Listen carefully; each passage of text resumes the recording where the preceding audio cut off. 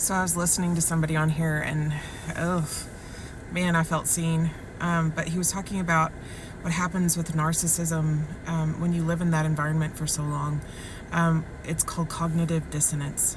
And this means that you have a duality that's created in you, and it's almost like a multiple personality. It's not as grandiose, it's not as huge as that, but you have to, like, so if you're living with somebody who has narcissism, at some point they're going to hurt you, but then they also tell you that they love you. And so you have these two warring factors in your head that are saying that you're fighting against. It's like two sides of you that you fight all the time to convince yourself that somebody loves you. All the time.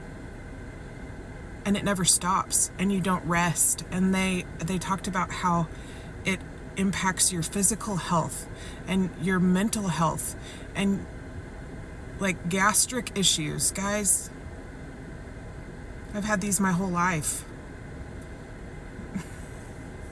You know? And so they talk about it's called cognitive dissonance, and look it up. It's insane to me because it speaks so much to me of who I am and how I became, because I do have a duality about me. I can be incredibly ridiculous and goofy, but on the other side I can be really serious, but I'm going to tell you, most of that there's love between both sides. That's what I run on, is that, because I'm, hippie chick. But like literally, I felt so seen. So if you are seeing this and you are in a narcissistic abuse situation, guys, here's what I'm going to tell you. That will eat you alive. You will end up in a grave because of that. And I'm going to tell you, you'll be fighting that duality until you heal that part, and you have to get away from the people who do that to you, because you will consistently live in this space where it's like, do they love me or do they not? Am I okay or am I not? And there's your fight, flight, or freeze, or fawn, because you're constantly fighting or running away or freezing, or something's happening, and you're like, that nervous system, it just never shuts off. And so you have these heightened cortisol levels, and so then you gain weight, and of course when you gain weight, you have all these like health things that start happening. And for me, good Lord, like, weight has always been a thing. Not really, not that bad, but from the time I was little, when my mother started me on a diet when I was like 6, or 8, whatever, because she had a real unhealthy relationship with food, and so it was almost obsessive. So we were all on diets, from all the fad diets, but like, I wasn't a fat kid. But you develop these unhealthy patterns, this cognitive dissonance that continuously goes on. And eventually, like, if you're raised in it and you continue in it, good Lord, you become the master of it. And I'm the master of it. I'm the master of cognitive dissonance.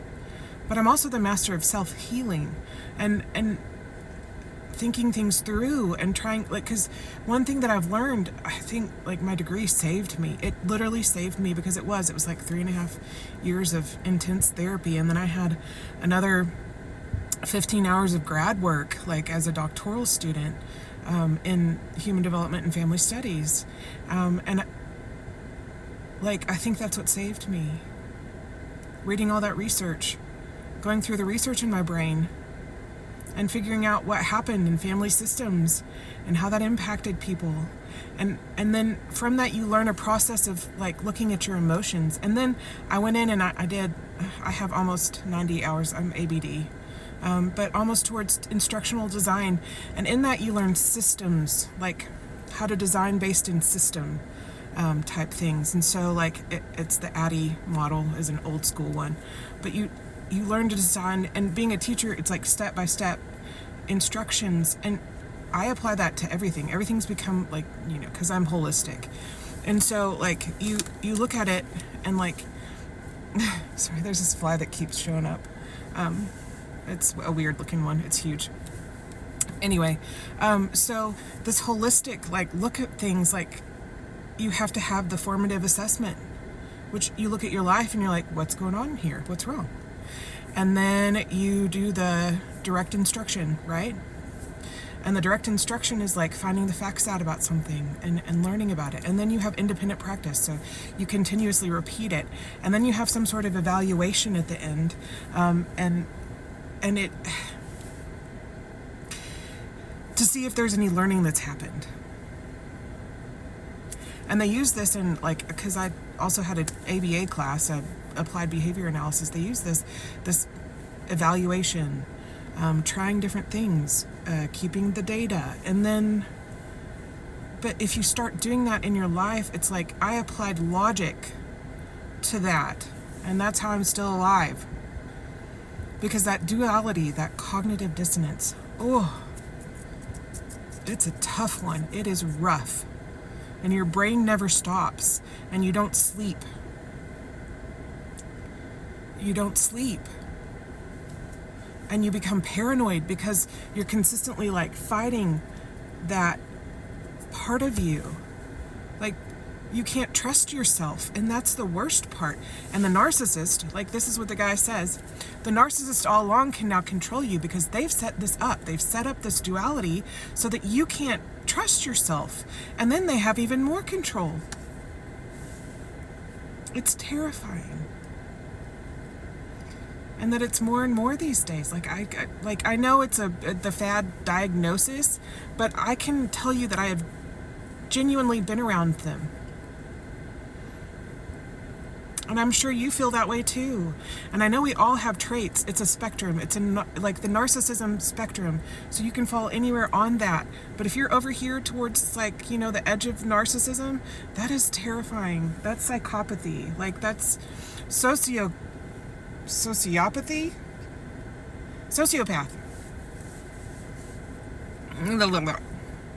No thanks. So if you're in this situation, be very careful, and be mindful of that. It's not real. It's something that's been set up in you because yourself, your higher self, is telling you that something's not right. And then your 3D self is saying, but they love me. I'll continue in this pattern. And so your super ego, whatever you want to call it, higher self, it's like, but this is not morally okay.